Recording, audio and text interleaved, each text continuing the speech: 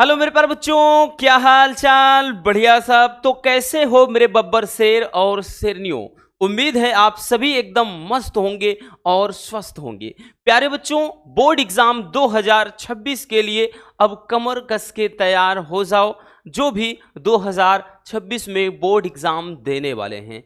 बच्चों, आज के इस वीडियो में हम केमिस्ट्री के फर्स्ट चैप्टर सॉल्यूशन बोले तो विलयन का आज बेसिक सीखेंगे, या यूं कह लें आज के इस वीडियो में इस चैप्टर के 3 मोस्ट इंपोर्टेंट टॉपिक को समझेंगे, जिसमें पहला होगा मोलरता, दूसरा होगा भैया मोललता और तीसरा होगा बच्चों मोल प्रभास या फिर मोल अंश। तीनों टॉपिक बोर्ड एग्जाम के नजरिए से काफी इंपॉर्टेंट होते हैं, तो चलिए इनको समझ लेते हैं। तो सबसे पहले हम विलयन चैप्टर में बेसिक चीजों को समझेंगे, है ना। बहुत ज्यादा डीपली भी नहीं जाना, लेकिन उन टॉपिक को समझना भी जरूरी है जिनसे पूरा चैप्टर ही है, क्योंकि भैया जो बेसिक होता है वो कहीं ना कहीं पूरे चैप्टर का निचोड़ होता है ना। पता चले आप मंजिल भाई आपको जाना कहां है नहीं पता, आप झोला झंडी लेके निकल गए, कहां जाओगे कुछ नहीं पता कि जाना कहां है, यानी मंजिल का कोई पता जाता नहीं और घर से निकल लिए तो भटकते रहोगे ना। इसीलिए भैया हमको वो टॉपिक पहले अच्छे से समझना है जो हमें कहीं ना कहीं पूरे चैप्टर में हेल्प करते हैं। ठीक है, चलिए देख लेते हैं, क्योंकि हम सबका मकसद सिर्फ एक ही है, वो क्या है? चीन टपाक डमडम, है ना। अरे नहीं भाई, हम सबका मकसद है कि बोर्ड एग्जाम 2026 के लिए फोड़ना है 90+। ठीक है, चलिए बच्चों, तो चलिए शुरू करते हैं। तो भैया सबसे पहले हमारा जो चैप्टर है विलयन बोले तो सॉल्यूशन। तो विलयन क्या है भैया? सबसे पहले हम वो जान लेते हैं कि विलयन कहते किसको हैं। भाई जो चैप्टर हम पढ़ने जा रहे हैं बच्चों, उसका मतलब भी तो जानना बेहद जरूरी है कि भैया इसका मतलब क्या होता है। तो देखिए विलयन क्या है कि दो या दो से अधिक पदार्थों के समांगी मिश्रण को विलयन कहते हैं। ठीक है, परिभाषा पहले सुन लीजिएगा, बस रटने की जरूरत नहीं है बच्चों, क्योंकि रटाना हमारी फितरत में नहीं। तो भैया हमने क्या बताया बच्चों कि दो या दो से अधिक, दो या दो से अधिक अधिक पदार्थों के समांगी मिश्रण को, समांगी मिश्रण को विलयन कहते हैं। भैया क्या बोलते हैं बच्चों? विलयन कहते हैं। ठीक है, विलयन कहते हैं। तो दो या दो से अधिक पदार्थों के समांगी मिश्रण को बोला जा रहा है विलयन। समांगी का मतलब समान अंग। देखिए समांगी समधन अंगी यानी समांगी हो गया भैया, तो समान अंग जिसमें हो, यानी जिसमें हम कोई अंतर ही ना बता पाए। जैसे भैया नमक और भाई पानी का घोल हो गया, ठीक है भैया, चीनी और पानी का घोल हो गया बच्चों। इसी तरह से ग्लूकोज प्लस पानी का घोल हो गया। तो ये क्या है? समांगी मिश्रण है। ठीक है, ये क्या है? जिसमें अलग अलग हो जाते हैं वो विसमांगी होता है। जैसे चीनी भाई सॉरी, जैसे हो गया बच्चों क्या कहते हैं कि बालू और पानी का घोल हो गया, है ना, तो उसमें तो अलग हो जाएंगे दोनों घटक। बट इसमें समांगी में जिसमें पता ही नहीं चले, भाई पानी में आप चीनी मिक्स करोगे पता ही नहीं चलेगा, ठीक है, मिल जाएगा। तो दो या दो से अधिक पदार्थों के समांगी मिश्रण को ही क्या कहते हैं? विलयन कहते हैं। ठीक है, अब विलयन के बाद, ये तो विलयन रहा, अब विलयन के बाद भैया इसके जो घटक हैं जिसमें होता है विलेय। पहला क्या होता है बच्चों? विलेय। तो विलेय क्या होता है? इसको बोलते हैं सॉल्यूट। विलेय किसे कहते हैं? तो देखिए विलेय क्या होता है? विलयन में जिस भी पदार्थ की मात्रा बच्चों क्या हो? कम हो। एकदम सिंपल वाली परिभाषा। ठीक है, तो भाई क्या होता है? विलयन में जिस घटक की मात्रा या जिस पदार्थ की मात्रा कम हो बच्चों, वही क्या होता है भैया? विलेय होता है। सिंपल सी बात। तो लिखेंगे कि विलयन में जिस घटक की मात्रा या जिस पदार्थ की मात्रा क्या हो भैया? कम हो, उसे क्या कहेंगे? विलेय कहेंगे। क्या कहेंगे? विलेय कहते हैं। ठीक है, विलेय कहते हैं। अभी एकदम एग्जाम्पल से समझाएंगे, परेशान नहीं रहना बच्चों, ठीक है ना। चलिए अब इसके बाद हम समझ लेते हैं क्या चीज, विलायक। क्या है भैया, विलायक क्या है, सॉल्वेंट क्या है, ठीक है। देखिए अब विलायक किसे कहते हैं समझिए। देखिए अब विलयन में जिस भी पदार्थ की मात्रा या घटक की मात्रा अधिक हो, ठीक है, या फिर यूं कह लें कि जो क्या है विलेय को भाई अपने अंदर घोलता है, या फिर कहते हैं विलेय में क्या कहते हैं, जिसे घोला जाता है, ठीक है, सिंपल से। अभी हम परिभाषा और तरीके से भी समझाएंगे। तो विलायक क्या है भैया, तो विलयन में जिस घटक की मात्रा या जिस पदार्थ की मात्रा अधिक हो, क्या हो भैया, अधिक हो, उसे क्या कहेंगे, उसे विलायक कहते हैं। क्या कहते हैं, विलायक कहते हैं, ठीक है। जैसे अब इसको चलिए एक हम फिगर के माध्यम से समझते हैं। जैसे भैया यहां पर हमने एक होल ले लिया, ठीक है। अब इसमें जैसे हमने क्या, ये मान लेते हैं क्या लिक्विड है, पानी है, ठीक। ये क्या है बच्चों, पानी हमने घोल लिया है। अब इसमें क्या करते हैं भाई, बाहर से हम क्या करते हैं, कोई पदार्थ मिक्स कर रहे हैं, बाहर से घोल रहे हैं। जैसे हमने इसमें चीनी घोल दिया, क्या घोल दिया भैया, बाहर से चीनी इसमें हमने घोल दिया, ठीक है। इसमें बाहर से हम इसमें चीनी मिक्स कर रहे हैं। अब यहां पर समझना बबुआ कि ये क्या कुछ होता है। अब हमने बताया, समझिएगा, विलयन में क्या बताया कि दो या दो से अधिक पदार्थों की समांगी मिश्रण को। अब दो या दो से अधिक पदार्थ में वही चीज भैया विलेय और विलायक मिला रहेगा, तो यही इसके घटक हैं, इनका मिश्रण ही विलयन कहलाता है। अब विलेय क्या होता है, क्योंकि बार बार इस चैप्टर में कोई भी परिभाषा आप लिखेंगे तो विलेय शब्द आएगा। तो विलेय क्या है, विलयन में भाई ये टोटल, ये पूरा का पूरा मिला के क्या है, विलयन है, पूरा मिला के क्या है भैया, विलयन है। तो यहां पर समझना, अब क्या कह रहा है कि इसमें बोला जा रहा है कि विलयन में जिस पदार्थ की मात्रा कम हो, मतलब जिसकी मात्रा कम हो भैया वो विलेय होता है। तो जो कुछ भी घोला जाता है बाहर से बच्चों वो विलेय है, ठीक है। यानी जिसे घोला जाए वो विलेय है, जिसमें घोला जाए वो विलायक है। अब भैया फिर ऐसे कह सकते हैं कि जिस पदार्थ की मात्रा कम हो विलेय है। अब जिस पदार्थ की मात्रा बच्चों अधिक हो, जैसे भैया ये पानी है, तो भाई पानी क्या है, अधिक है, तो ये विलायक हो गया। पानी क्या हो गया, विलायक। क्या हो गया बच्चों, पानी विलायक हो गया। सिंपल सी बात, अब समझ में आ गया ना कि जिस पदार्थ की मात्रा, जैसे भाई पानी, आप जैसे इसमें क्या है कि चीनी और पानी का घोल बना रहे हो, तो उसमें चीनी क्या हो गया, विलेय हो गया, और उसके बाद पानी क्या हो गया बच्चों, विलायक हो गया। अब दोनों को मिला दिया जाएगा तो वही विलयन हो जाएगा, क्योंकि दोनों मिलकर क्या बनाएंगे, शरबत बनाएंगे, तो वही तो यहां पर हो जाएगा, ठीक ठीक। या यूं कह सकते हैं भैया कि विलेय प्लस विलायक मिल करके भैया क्या बनाते हैं, विलयन बनाते हैं। क्या बनाते हैं बच्चों, विलयन, ठीक है। तो इसको भी याद रखना बच्चों, अपने दिमाग में छाप लेना बबुआ कि विलेय प्लस विलायक मिलकर के ही विलयन बनता है, ठीक है। या यूं कह दें कि जिसको घोला जाए वो विलेय है, जिसमें घोला जाए वो विलायक। जैसे चीनी को घोला जा रहा है, चीनी विलेय होता है। नमक को घोला जा रहा है तो नमक विलेय है। ग्लूकोज को घोल रहे हैं तो ग्लूकोज विलेय है। अब जिसमें घोलो, जैसे पानी में घोला जा रहा है तो पानी विलायक है। अब तो कंफ्यूजन नहीं होना चाहिए। तो ये इस चैप्टर के कुछ बेसिक चीजें हैं कि विलयन क्या है, विलेय क्या है, विलायक क्या है। अब विलयन में भी संतृप्त विलयन होता है, असंतृप्त विलयन है, तो वहां ये सब कभी नहीं पूछता भाई। संतृप्त विलयन, असंतृप्त विलयन भी, ये चीजें हमको उतना डीपली से नहीं पढ़ना है भैया, ठीक है। केवल इतना जानना है कि विलयन क्या है, विलेय क्या है, विलायक क्या है। चलिए ये तो बेसिक रहा। अब चलिए शुरू करते हैं इस चैप्टर के टॉपिक को। पहले इतना स्क्रीनशॉट कर लीजिए, हो गया बच्चों। चलिए अब हम देखते हैं भैया इस चैप्टर के जो नेक्स्ट टॉपिक हैं। सबसे पहला हो जाता है भैया मोलरता। अंग्रेजी में बोलते हैं मोलरिटी, ठीक है। क्या बोलते हैं भैया, मोलरिटी।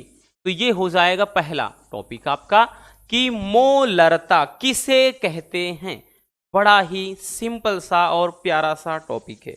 बोर्ड एग्जाम में ये बच्चों 2 नंबर में इसका डेफिनेशन पूछता है, परिभाषा। तो मोलरता किसको कहते हैं, चलिए समझते हैं ध्यान से। उसके लिए सबसे पहले हमको फिगर बनाना पड़ेगा और फिगर के माध्यम से ही अपन इसको एकदम क्लियर करेंगे। ठीक है, चलिए भैया, एक हमने बना दिया यहां से पात्र। पात्र मतलब होता है बर्तन। एक बर्तन है, इसमें हमने विलेय और विलायक मिक्स कर लिया। ठीक है,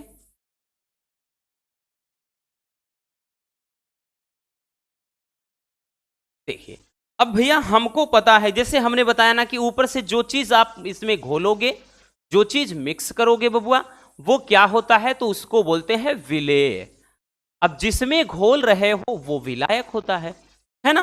तो हम ये कह सकते हैं कि ये जो घोला गया है पानी, ये क्या है भैया, विलायक है। अब टोटल इसमें पूरा जो मिला है उसी को विलयन कहा जाता है। ठीक है, वो विलयन होता है। और जो चीज अपन ऊपर से घोल रहे हैं वो विलेय होता है। क्या होता है भैया, विलेय। अब हमको समझना है कि मोलरता किसे कहते हैं। तो मोलरता के लिए समझना ये है, मान लेते हैं ये विलयन कोई है और इसकी पूरी भैया हम इसकी कैपेसिटी कितना मान लेते हैं कि वो 1 लीटर है। एक कितना है, लीटर। 1 लीटर मान लेते हैं विलयन है और इसमें हमने कोई विलेय पदार्थ घोल दिया और जब घोला जाता है तो वो मोल में घोलते हैं। ठीक है, क्या होता है, मोल में घोला जाता है। तो परिभाषा अब क्या होता है मोलरता का, कि 1 लीटर विलयन में घुले या 1 लीटर विलयन में उपस्थित विलेय के मोलों की संख्या को ही बच्चों क्या कहते हैं, मोलरता कहते हैं। आई बात समझ में, एकदम सिंपल सा परिभाषा है भैया कि 1 लीटर विलयन में घुले विलेय के मोलों की संख्या को ही बबुआ क्या कहते हैं, मोलरता कहते हैं। ठीक है, चलिए तो परिभाषा लिख लेते हैं भैया। लिखेंगे कि 1 लीटर, क्या लिखेंगे कि 1 लीटर विलयन में, 1 लीटर विलयन में घुले विलेय के मोलों की संख्या को, विलेय के मोलों की संख्या को विलयन की क्या कहते हैं भैया, मोलरता कहते हैं। मोलरता कहते हैं इसे भैया कैपिटल M से दर्शाते हैं। ठीक है, ये होता है मोलरता। अब भाई अगर हम परिभाषा लिखना चाहें, भाई परिभाषा तो हमने लिख दिया, अब इसको लिखेंगे भाई फार्मूले के रूप में। तो बच्चों होता है मोलरता बराबर विलेय के मोलों की संख्या है, तो भैया विलेय के मोल, विलेय के मोल ऊपर रहेगा और नीचे भैया विलयन का आयतन। क्या होता है बच्चों, विलयन का आयतन। ठीक है, ये हो जाता है विलयन का आयतन, नीचे रहता है। ठीक है, तो ये परिभाषा। अब उसके बाद एक चीज ध्यान देना, जब यहां पर रहेगा तो ये लीटर में कहा जा रहा है, यही जब ml में बनाते हैं तो 1000 का गुना हो जाता है। अब लेकिन एक चीज और समझने वाली बात यह है बच्चों कि भैया मोलों की संख्या बराबर क्या होता है, चूंकि मोल की संख्या बराबर होता है भार बटे अणुभार। क्या होता है भैया, भार बटे अणुभार, ये मोलों की संख्या के बराबर होता है। तो ये चीज भी अपने को यहां पर पुट करना होगा, या फिर यूं कह सकते हैं कि अब जब हम मोलरता की परिभाषा लिखेंगे तो अब हो जाएगा मोलरता बराबर, भाई विलेय का यहां पर भार हो जाएगा। क्या चीज बच्चों, विलेय का भार। अब भैया यहां पर नीचे क्या होता है, अणुभार, किसका, विलेय का ही। नीचे बच्चों विलयन का आयतन, विलयन का आयतन ही रहेगा। अब यहां पर इसको ml में कर देंगे तो जाकर 1000 का गुना हो जाएगा।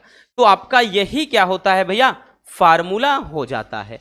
बट भैया ऐसे हिंदी में नहीं लिखना हमको फार्मूला, हमें तो फार्मूला क्या है, एक सैंबल के रूप में लिखना है। अब मोलरता को हमने किससे बताया, एम से दर्शाते हैं, तो ये हो जाएगा कैपिटल एम बराबर। अब विलेय का भार, तो भार को बच्चों स्मॉल डब्ल्यू से दर्शाते हैं, ठीक है। और नीचे भैया अणुभार, अणुभार को एम से दर्शाएंगे, अपान सबसे नीचे क्या है, विलयन का आयतन, तो आयतन क्या होता है भैया, वॉल्यूम वी है, किसमें, एमएल में रहता है आयतन, तो ये एमएल में रहेगा, और गुणे ये 1000। अब इसी को अपन एकदम सही तरीके से जब लिखेंगे तो ये फार्मूला होता है कि मोलरता बराबर ये हो जाता है भैया W/m इंटू वी, ये एमएल में रहेगा, और गुणे 1000। ये आपका मेन फार्मूला हो जाता है भैया किसके बराबर, तो ये मोलरता के बराबर। यही फार्मूला आपका मेन वाला है और इसी पर न्यूमेरिकल एग्जाम में आता है, ठीक है। तो सब कुछ जानना भैया, ये कुछ मतलब ये सारी चीजें भी जानना बेहद जरूरी है कि स्मॉल डब्ल्यू क्या है, ठीक है, कि स्मॉल डब्ल्यू क्या है, तो ये विलेय का भार है। अभी बताया ना हमने, क्या बताया भैया, तो ये है विलेय का भार, विलेय का भार यानी जो कुछ भी घोला जा रहा है उसका भार। अब उसके बाद जो m है ये क्या है भैया, विलेय का अणुभार। स्मॉल m है तो ये विलेय का है, कैपिटल M होता तो विलायक का होता, अभी वो आगे भी देखेंगे, ठीक। अब उसके बाद भैया ये v क्या है, तो v क्या है, आयतन है, ठीक है। तो ये सब कुछ भी जानना बेहद जरूरी है। तो मोलरता समझ में आ गया रसगुल्लों कि हमने क्या बताया कि 1 लीटर विलयन में घुले विलेय के मोलों की संख्या को ही अपन क्या बोलते हैं, मोलरता कहते हैं। भाई मोलरता के बराबर जो फार्मूला आपका मेन वाला याद रखना कि m बराबर W बाई ये m, भाई कैपिटल M मोलरता को बताएगा, स्मॉल m क्या है, तो ये विलेय का अणुभार बताता है, ठीक है। ये v क्या है, ml में रहेगा, मिलीलीटर में, तब जाकर 1000 का गुणा हो जाता है, क्योंकि 1 लीटर में 1000 मिलीलीटर होते हैं, ठीक है। तो परिभाषा समझ में आ गया। चलिए जल्दी से स्क्रीनशॉट कर लीजिए।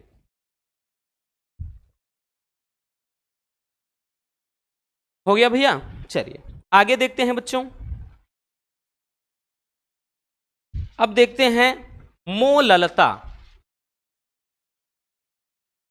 अब मोललता में आपको मेहनत करना नहीं है, मोलल इसको अंग्रेजी में मोललिटी बोलते हैं, ठीक है। अब मोलरता के लिए आपको बच्चों मेहनत नहीं करना, वो इसलिए कि अभी जो मोलरता आपने देखा सेम परिभाषा वैसे ही, बस थोड़ा सा अंतर है मेरे प्यारे रसगुल्लों।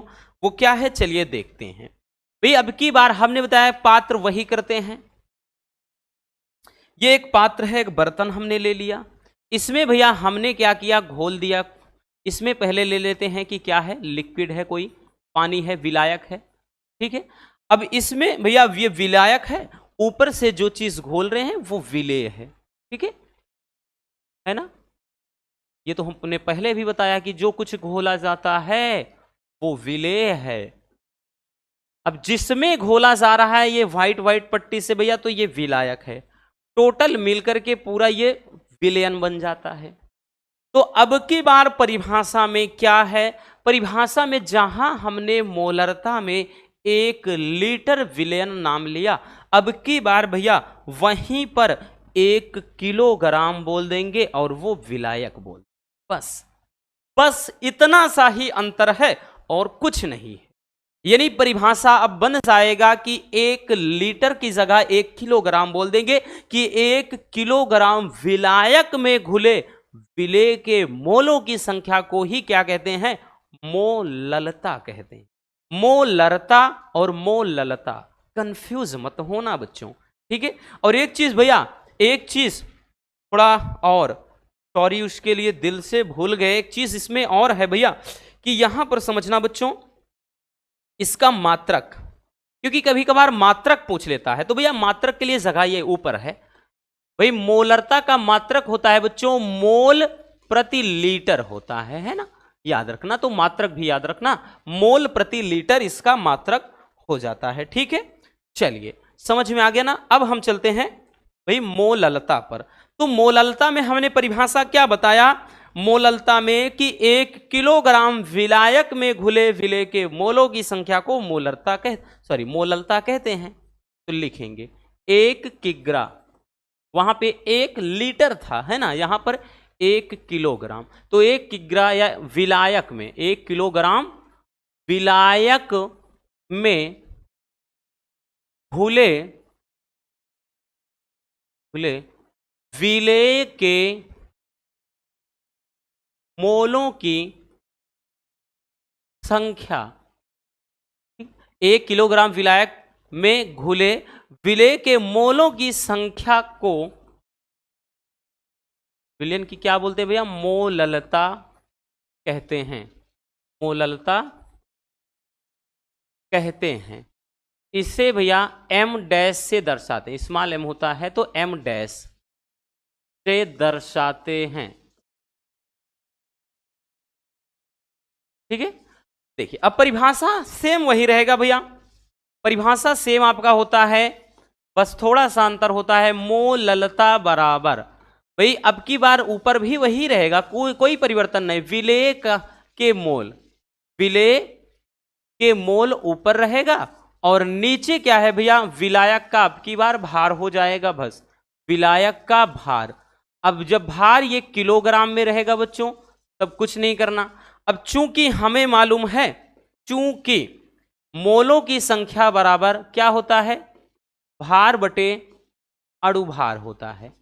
ठीक है, भार बटे अणुभार। तो वही चीज जब लिखेंगे तो हम डायरेक्टली फार्मूला लिख दे रहे हैं बच्चों, एम डैश बराबर क्या हो जाएगा भाई? मोल के स्थान पे भार बटे अणुभार लिखेंगे तो इसको लिखते हैं W/m से बच्चों, गुणे ये रहेगा विलायक का भार, कैपिटल W हो जाता है। ये अब जब ग्राम में लिखेंगे बच्चों, यहां 1000 का गुना हो जाएगा। ठीक है, समझ में आया? परिभाषा सेम आपका वही है जो हमने मोललता के अंदर देखा था। बस अंतर यहां है कि वहां पर विलयन का आयतन होता है, यहां विलायक का भार है। वहां कैपिटल एम से दर्शाते हैं, यहां एम डैश से दर्शाते हैं। ठीक है, तो सब कुछ भैया जानना बेहद जरूरी है। सिंबल का मतलब, स्मॉल w क्या है, m क्या है, कैपिटल W क्या है, सब जान लेते हैं। ठीक है भैया, चलिए स्मॉल w क्या है? विलेय का भार। अब विलेय क्या होता है? जो कुछ घोला जाता है या विलयन में जिसकी मात्रा कम होती है, विलेय का भार। स्मॉल w क्या है भैया? सॉरी, स्मॉल m क्या है? विलेय का अणुभार,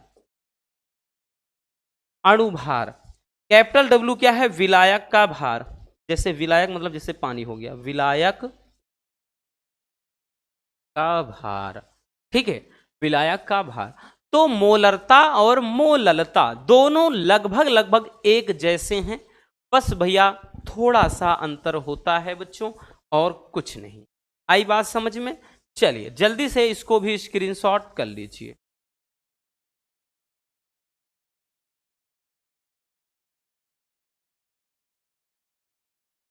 हो गया भैया।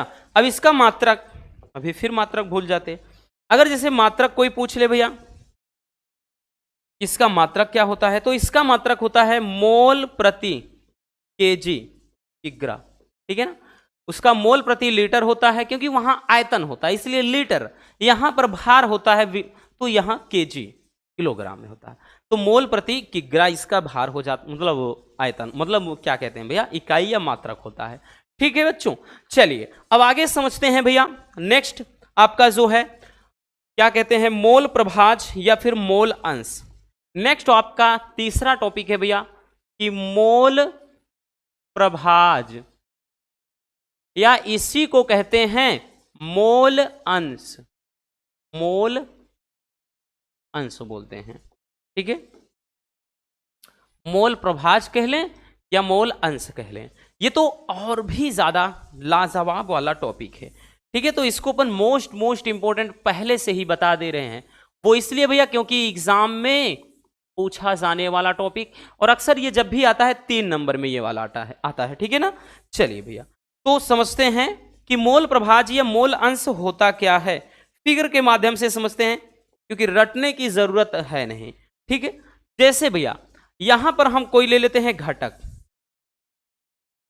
जैसे ये कोई क्या है, इसमें पात्र है, और इसमें भैया हमने क्या है 2 या 2 से अधिक घटक ले लिया। आपकी बार इसमें क्या है 2 या 2 से अधिक घटक, एक का नाम ए ले लेते हैं या फिर आप एक्स मान लो, कोई दिक्कत ना।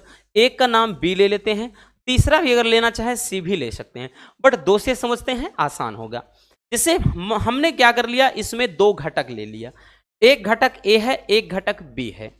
अब जो मोल अंश या मोल प्रभाज, मोल अंश, अंश का मतलब ही होता है हिस्सा, कि ए वाले का हिस्सा कितना है इसमें पूरे विलेन में और बी वाले का हिस्सा कितना है, यही चीज निकालना होता है। तो यही चीज जो निकालते हैं वो होता है मोल प्रभाज या मोल अंश। अब मोल अंश है क्या, तो मोल अंश होता है कि किसी विलेन में उपस्थित किसी घटक का जो मोल अंश होता है।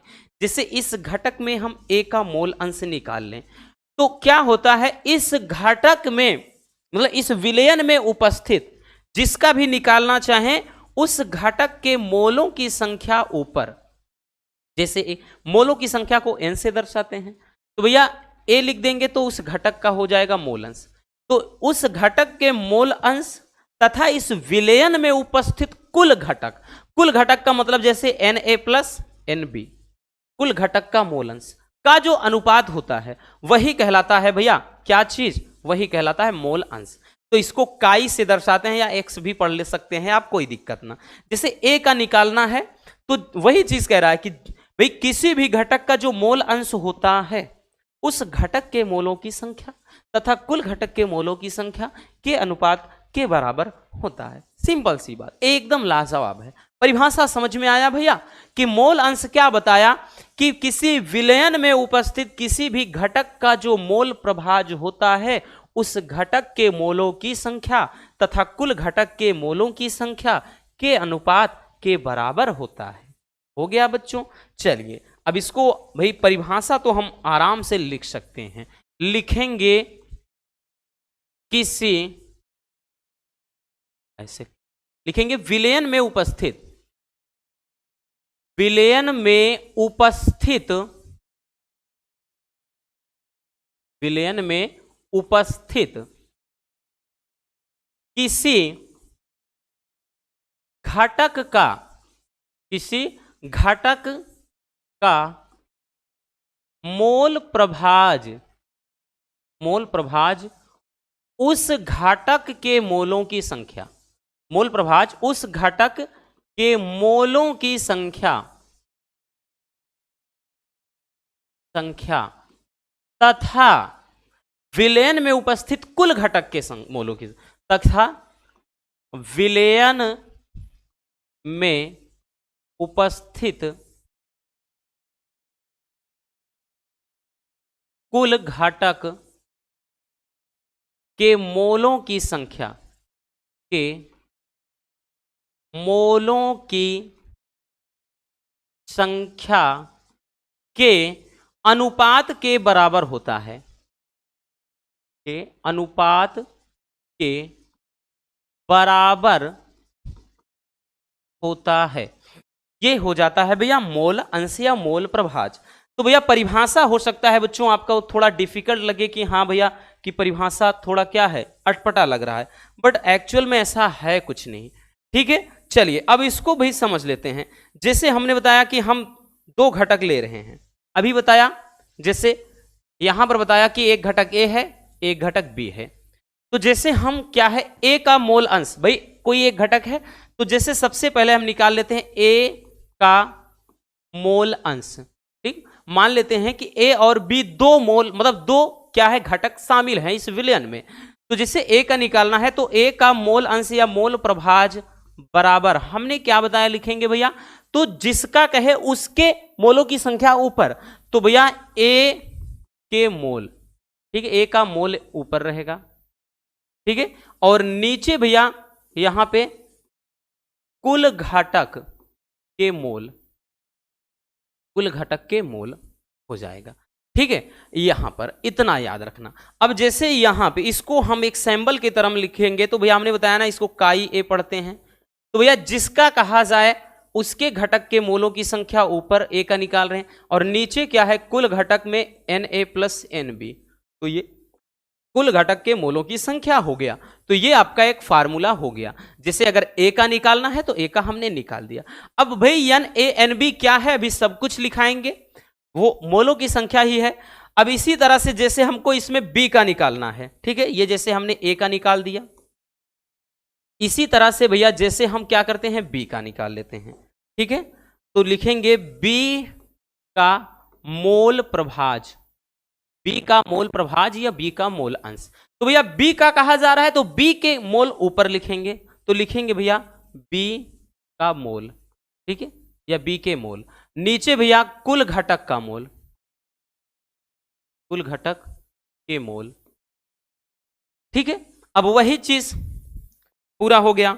अब इसको हम दर्शाएंगे तो भैया इसको लिखेंगे काई बी, या बहुत सारे बच्चे एक्स बी भी पढ़ते हैं, ठीक है।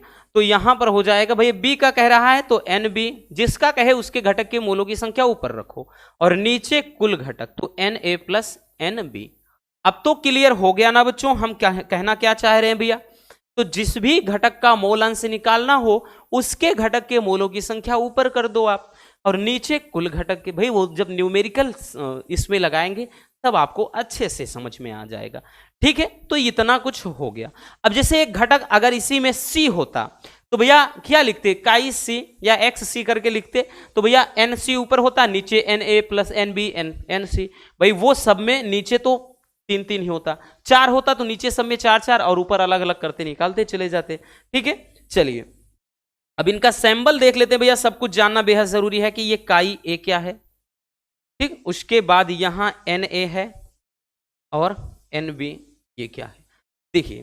तो भैया यहां पर ध्यान से समझना बेबुआ, काई ए क्या है तो इसको कहेंगे ए का मोल प्रभाज, ठीक है। एन ए क्या है तो ये है ए के मोलों की संख्या, ए के मोलों की संख्या है, और ये क्या है भैया तो ये है बी के मोलों की संख्या, बी के मोलों की संख्या है।